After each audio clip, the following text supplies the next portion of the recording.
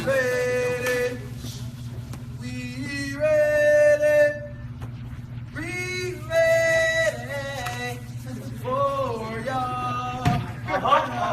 We ready, we ready, we ready.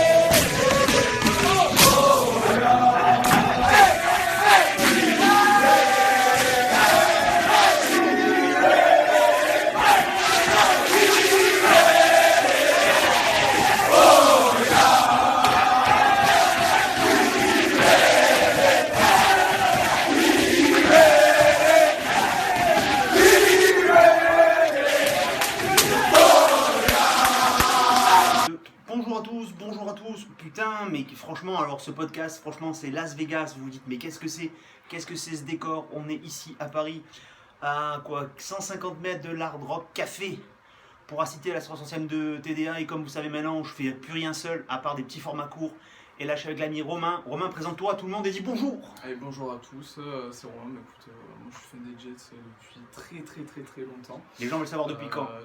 Alors ça remonte à la démo de Madden 11.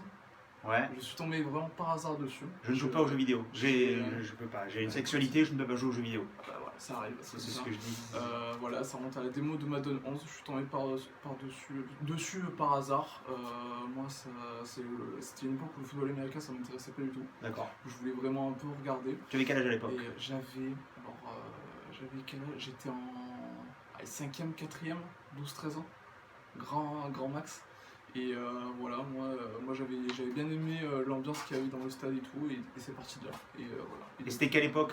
C'était l'époque Marc Sanchez, l'époque de l'année où on fait finale de conférence AFC. 2010. Ouais, juste où on perd contre les Colts, je crois.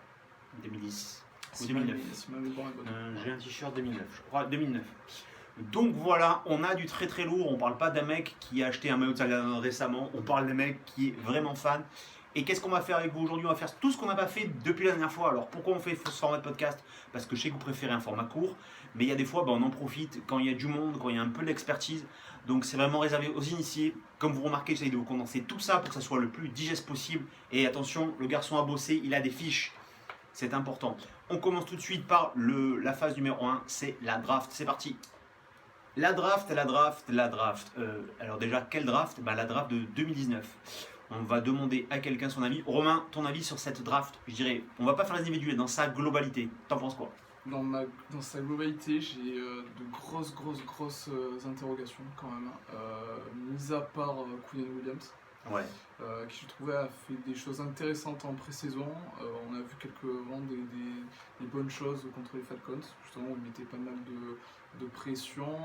Sinon le reste, voilà, c'est une draft, il faut le préciser, et qui a été gérée par Mac. On y reviendra tout à l'heure, l'ancien manager. Joe Douglas est arrivé bien après.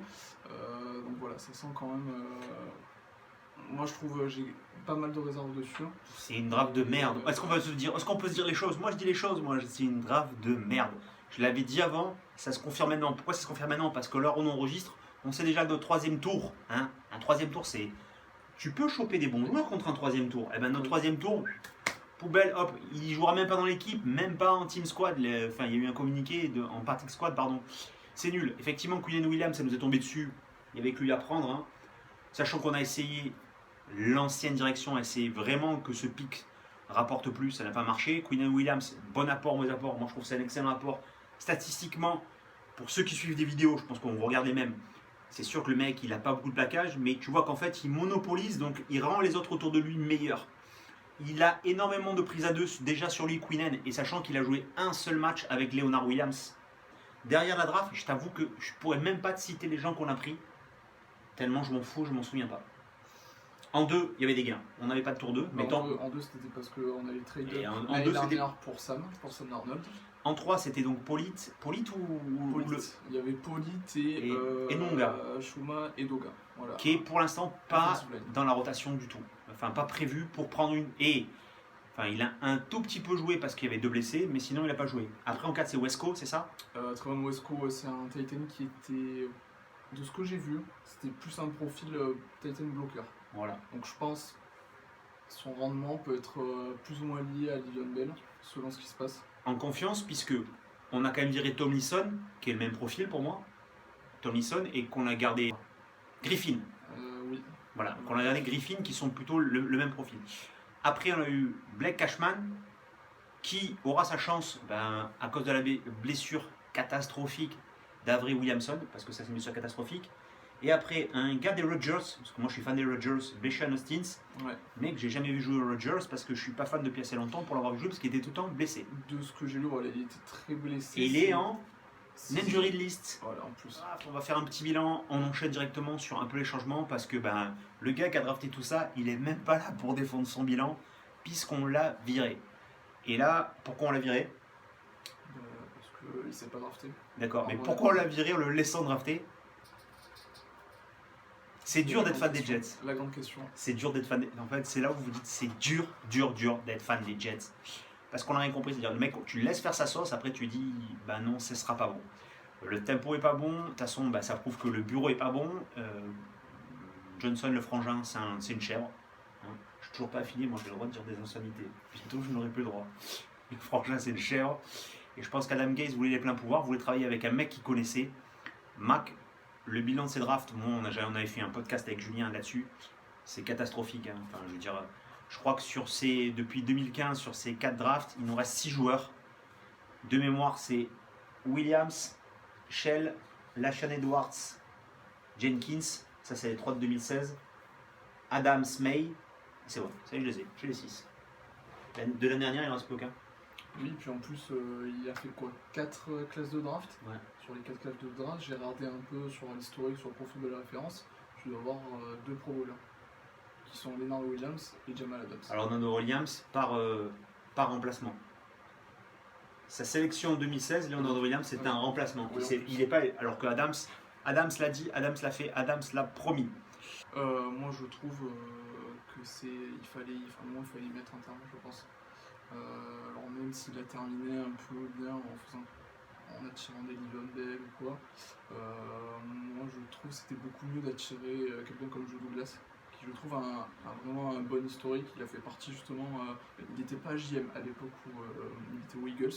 Quand les Eagles gagnent le Super Bowl, il faut se rappeler qu'ils font quand même un très bon été, où il fait partie du staff en fait, qui conseille au general manager les joueurs qu'il a signés ou quoi. Alors je sais pas du tout comment C'est ça entre se passe, scout, quoi. en fait, il est entre scout et adjoint du général manager. Voilà, en c'est fait. ça, pour faire. Il est dans le bureau de ceux qui faire décident. simple. Et l'année où les Eagles gagnent le Super Bowl, l'été d'avant, ils font quand même Alshon Jeffrey, ils font Torrey Smith, Chase Warmack et Nick Foles.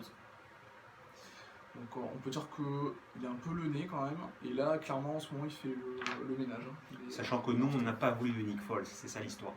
J'ai retrouvé le tweet que je dis à un moment donné. Wills, c'est-à-dire qu'à un moment, il y a marqué coupé par Kansas City, il y a Rappaport qui dit les Jets sont intéressés, on le fait pas, Nick Foles. Bon, après l'histoire, c'est l'histoire, on va pas la refaire. Juste pour ça, en fait, c'est vrai que Mac, il fait une putain de bonne free agency. Il a les sous, il les dépense bien. À part en O-line, mais finalement, au Chambélé, c'est pas mal. Si c'est pas blessé, le problème des choix de O-line, c'est ça, c'est qu'on a Bichom, c'est très bon si c'est pas blessé. Shell, c'est pas mal si c'est pas blessé. Au Chambélé, voilà, c'est un peu. Winters, tout ça. Il va rechercher Harrison, qui est le centre avec lequel Sam Darnold est le meilleur quarterback de la NFL, parce que la stat, elle est là. La stat, elle est... Vous avez vu cette stat? J'ai pas vu cette stat. C'est très simple, en fait. Sam Darnold est, sur les 4 derniers matchs de la saison dernière, le meilleur quarterback de la NFL en racing. Avec des... Enfin, pas des oppositions d'enfoirés, hein. Genre, il prend les... Et c'est qui est au centre à ce moment-là? C'est Jonathan Harrison.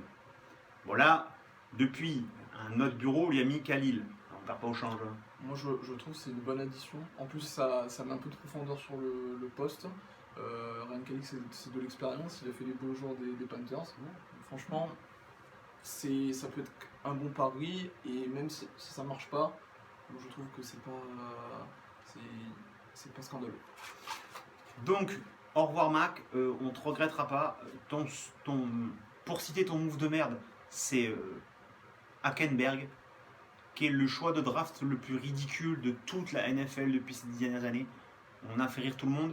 Quand tu as re-signé Fitzpatrick pour 10 millions sur une saison de merde où tu as re-signé tout le monde, ça aussi. Parce que la saison 2015, elle est bien. la saison 2015. Revis revient, Cromarty revient, comment il s'appelle, Gilchrist, enfin, Oui. nouveau coach, 10 victoires. Hein. Enfin, tu te loupes au dernier match, face aux Bills, où tu es dans un track d'arrêt et compagnie. Ah oui. La fois d'avant, tu gagnes en prolongation avec Fitzpatrick sur des chez toi face aux Patriots. Tu as une super saison. Et tu chies derrière, et derrière t'as chié. Je résume la pensée générale. Gaze, waouh, c'était sûrement pas le premier choix de tout le monde. Je cite au hasard McCarthy, Lafleur ou comment s'appelle le mec d'Arizona, Stanbury. Enfin le mec d'Arizona, beau gosse et tout. Et surtout, Gaze oui, mais pourquoi avec Greg Williams? Je trouve qu'il y a beaucoup trop d'interrogations sur ce coaching staff. Alors offensif, défensif, Les deux. en tout. Moi, les deux, parce que en voyant un peu l'historique des deux coachs sur les 5 dernières années, ils n'ont jamais été dans le top 10 des attaques NFL ou des défenses NFL, voire même c'était le 3e tiers de la NFL. Comme je vais défendre Gaze, je vais t'aider à enfoncer Williams là-dessus. Parce que tu vois, sur Gaze, j'ai des arguments, et c'est ça qui est important. Sur Greg Williams, mais alors pourquoi cette réputation? Est-ce que c'est un Hard Knocks qui a fait une réputation? Parce qu'on le gars, on le vend. Moi, mon idée, c'est que il pensait vraiment qu'on allait lui fouiller les Browns. Après, tu vois, en faisant une bonne défense. L'autre gars qui est coach des Browns, bah, il a fait une bonne fin de saison, du coup, ils l'ont gardé, et du coup, il est vexé. Je pense que lui, c'est bon numéro 1. Mais ce gars a quand même une répute. Enfin, quand on l'a eu, on a dit, ouais, c'est quand même bien, non? Mais statistiquement, ça répond pas. Surtout qu'on peut très bien avoir un contre-argument et dire oui, mais tu comprends, à un moment il était aux Rams, c'était pas les Rams de maintenant, il était aux Browns, t'es pas les Browns que les Browns vont être cette saison, les Browns qui arrivent, qui sont beaucoup plus intéressants que lorsqu'il y était. On peut dire oui, il n'y avait pas de joueurs, il n'y avait pas de star défensif, il n'y avait pas de talent. Très bien, ça on entend très bien. Moi, il y a un truc quand même, je me dis à un moment donné, un bon coach, un bon coordinateur, c'est valable un peu dans tous les sports, il est capable un peu de transcender ses joueurs, de savoir mieux les utiliser. Et on est là en fait, et les chiffres montrent le contraire. Moi je trouve qu'il n'y a pas cette capacité d'utiliser au mieux les joueurs qu'il a à sa Je disposition. rebondis là-dessus. On nous dit, si lui il arrive, on va passer en 4-3. Il reste en 3-4. Est-ce que c'est déjà pas une preuve de pragmatisme? Parce que c'est ce qu'on a dit. On a dit, on re-signe pas Anderson parce que de toute façon, Williams il arrive, on passe en 4-3. Et enfin, pour faire un 4-3, c'est 4 au front, 3 derrière avec un seul intérieur linebacker et beaucoup de rush. Ce qu'il a fait un peu en pré-saison, mais on a dit oui, il va s'adapter. Et finalement, on reste sur une 3-4. Notre défense, ça fonctionne. Hein. Moi, je trouve que sur ce que j'ai eu de la pré-saison, elle a fonctionné.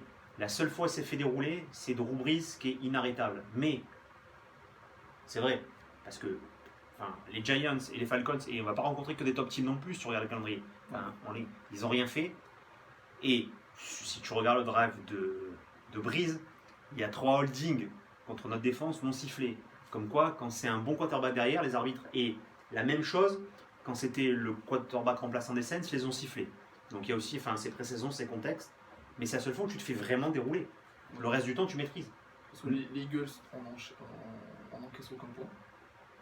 C'est l'équipe C des Eagles avec Josh McCown qui vient d'arriver, qu'on fait beaucoup jouer. C'est la pré-saison aussi. C'est ça, mais la défense, et ta défense, t'as pas tout le monde. T'as un demi-Maze. Marcus Maze, je l'aime beaucoup, mais il revient à peine. T'as pas Avery Williamson, alors que le duo avec Mosley devrait être fort. T'as jamais fait jouer les 3 de devant ensemble, sauf sur un demi-bout de match face aux Falcons, c'est-à-dire les 2 Williams et machin. Et derrière, t'as Pim, Pam et Poum. Non? Vas-y, si t'es bon, cite-moi nos 6 cornerbacks. Et là, tu vois, c'est un enfer. Oh là là là. Et en plus, on en a que 5. Les 5 qui sont dans le roster. J'ai bien envie de te dire. Alors, déjà, il y a Truman Johnson. On en a un. De l'autre côté. J'ai envie de te dire Mo Claiborne, mais je sais pas s'il me semble qu'il est parti, non? Mo Claiborne ne joue plus depuis 1 an chez nous. Ouais, oh là là. Ah, mais voilà. Mais ce qui est suspendu du match. Hein. Voilà. En fait, on a donc Truman Johnson, Daryl Roberts, qui était l'ancien des Patriots, qui est chez nous, mais qui a toujours été remplaçant. En slot corner, tu as Brian Poole. Et derrière, ils ont gardé Mollett et ils n'ont même pas gardé Cooper alors que c'est le meilleur cornerback sur le dernier match. Tu vois, On ne connaît même pas le cinquième gars pour tout vous dire à quel point on ne sait pas ce qui va se passer derrière. C'est-à-dire qu'effectivement, cette défense, quoi qu'il se passe, sur des équipes avec des jeux de course, un jeu sans quarterback de génie, ça marchera. Drew Brees, même avec les arbitres, il les a fondus. Et si on regardera le calendrier, moi mon win-lose, il est que là-dessus. Et après maintenant, Adam Gaze. C'était quoi ton choix, toi? C'était pas Adam Gaze. Moi, je t'avoue que j'avais pas forcément de choix ou quoi. Je voulais peut-être vraiment un peu changer de Todd Bowles pour créer un nouveau cycle. C'était 3 ans que je devais changer Todd Bowles. Voilà, donc j'attends de voir Adam Gaze avec son passage au Dolphin. Je sais pas si c'est vraiment convaincant. Eh ben si. Et c'est là que je vais sortir la stat qui tue. C'est qu'en fait, ce qu'on oublie d'Adam Gaze, c'est que la première année, il est mène en playoff avec son quarterback, avec Tannehill. D'accord. Et après, je vais te dire les quarterbacks avec lesquels il a essayé de gratter des victoires. Et des victoires, il en a fait face à nous. Cutler, Jay Cutler. Osweiler, Moore. Et Moore, il nous en met 2 dans le cul. C'est-à-dire que Matt Moore, c'est la kryptonique pour les Jets. Moi, c'est un pote à moi qui a dit ça sur un forum américain. Matt Moore, c'est la kryptonique. Et attention, même sur les victoires, il est pas, je crois qu'il a 6 ou 4, mais avec des quarterbacks de merde. La seule fois où il vient d'arriver, il a eu ce qu'il voulait en quarterback, il les amène en playoff. Sur une saison où nous, on est dégueulasse, hein, on va pas se mentir non plus. Hein. C'est la saison McCone, où on met McCone, plus ou moins bien, Oncle Joss et compagnie, mais c'était pourri, on savait pas si on allait faire jouer Bryce. Même Bryce Petty a fait un match cette saison-là, pour te dire. Alors que Bryce Petty, actuellement, il fait des groffes dans le Massachusetts. Il peut faire que ça. Donc non. Moi, je défends Gaze là-dessus. C'est-à-dire que Gaze, en fait, je pense qu'il avait une bonne réputation ailleurs. Et le problème, c'est qu'à Miami, il a jamais eu ce qu'il voulait. Là, on lui a tout donné. Tu sens qu'avec Darnold, ça marche. Enfin, les drives de Darnold, moi, j'ai vu des vidéos où les mecs les cortiques. Le mec a super progressé. Oui, franchement, sur Darnold, il y a eu, on sent vraiment qu'il a franchi un palier. Même, il te montrait que même lui, dans la saison, il y avait un truc, quand il parlait dans, je sais pas si tu as vu l'épisode de Jets Drive, à un moment donné, il parle, il dit ouais, voilà, moi, au tout début, il te montre l'interception qu'il prend de Kiko Alonso, genre face à Miami, genre game 3 ou 4 l'année dernière, et que en fin de saison, la même action, non, il fait le choix de passer à la situation la plus facile alors qu'avant il forçait. Et le mec, cette manière de sortir qu'il a de la poche, qu'il fait face aux Bills l'année dernière quand il trouve Anderson sur le touchdown, et cette année qu'il a fait avec, je crois que c'était Enouma ou non sur Randon, c'est pareil, c'est quand même. Des fois, tu le vois, tu te dis, on dirait presque Aaron Rodgers. Je pèse mes mots, on dirait presque. On va être bien. Je dirais presque, je mets et le presque et les guillemets. Hein, c'est pour vous dire. Donc attention, et je pense que Gaze là-dessus, c'est ça. Après, voilà, l'interrogation, et moi je te rejoins là-dessus, c'est qu'est-ce que les deux vont s'entendre? Parce que l'autre, pour moi, Williams, c'est is no good. Il veut être calife à la place du calife. Et à un moment donné, c'est pas, tu vois ce que je veux dire, c'est pas. Et lui, en plus, on lui a donné quoi? On lui a donné, finalement, en défense, on lui a donné quoi? On lui a donné Mosley. Bon, c'est exceptionnel, Mosley, l'addition à l'équipe. Il a fallu avoir Anthony Barr, mais qui au dernier moment est revenu à Minnesota. T'avais Williamson, t'as viré Kevin Pierre-Louis, donc ça va. Malheureusement, Williamson se blesse. On t'a donné Quinnen Williams, mais c'est tout. Alors que toutes les autres options, on a donné. Et je pense que le facteur déterminant, malheureusement, qui peut coûter la saison, c'est la suspension de Chris Endorn.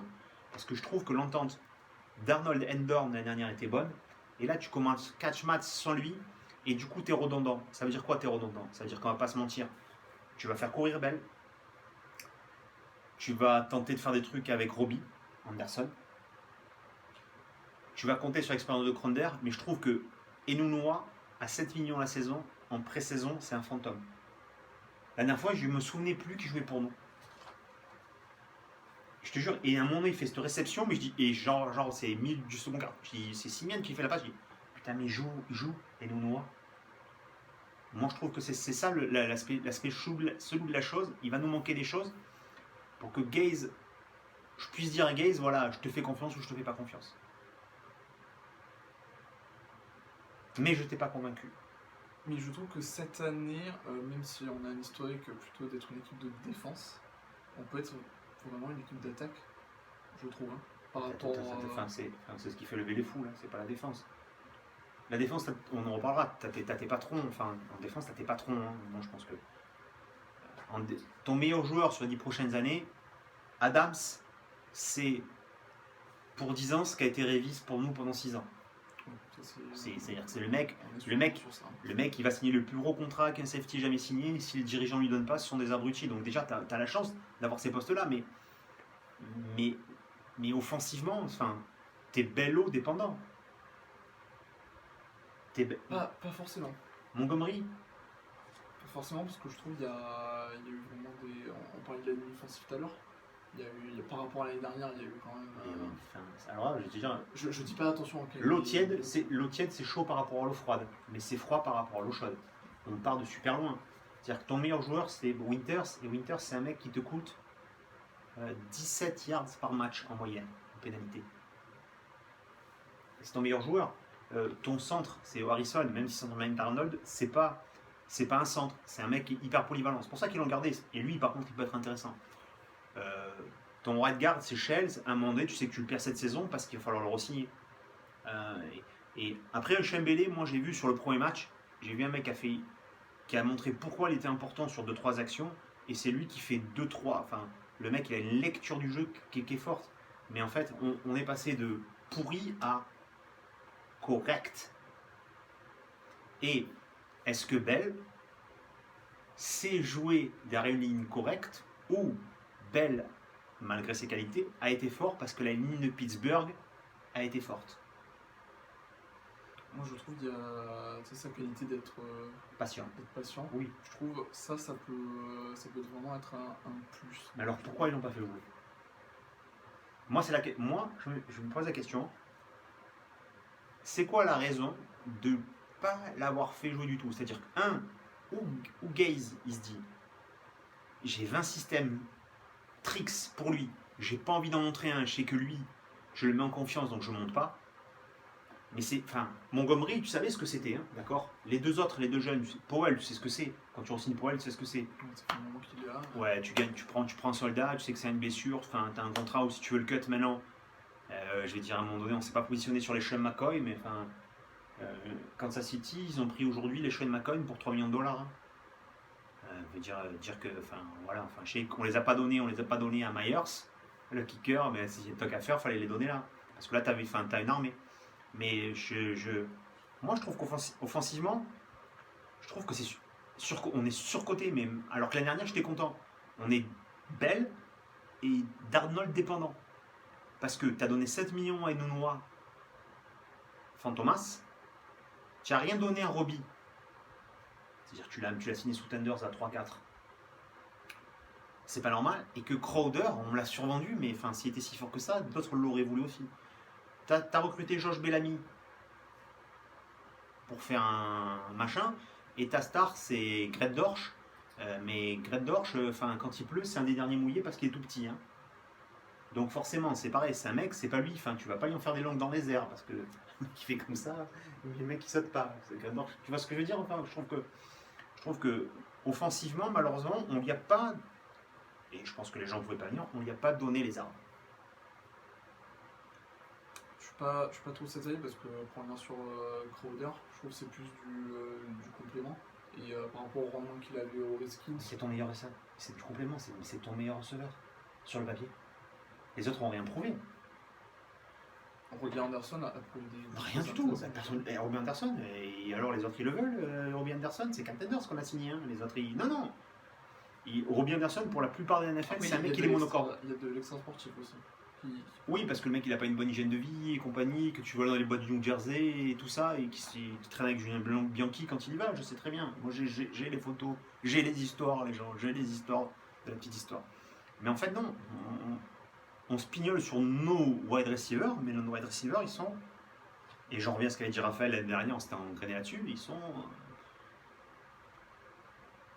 Voilà. Après, t'as Bell il peut tout faire. Hein. C'est-à-dire que tu peux même jouer, même je suis sûr qu'à un moment donné, il peut lui prendre le truc de jouer avec Bell en wide receiver et Montgomery en running back 1. C'est plausible. Je pense que c'est ça trop bon. Là par contre, t'as Spignon. Donc il faut un peu sortir de son contexte et voyons, on peut être fan des Jets, on n'est pas d'accord. Qui aura raison? Si c'est lui, vous n'en saurez rien. Je couperai tout au montage. Si c'est moi, banderole, diffusion, je cite sur Twitter. C'est ça le pouvoir du montage. Parti.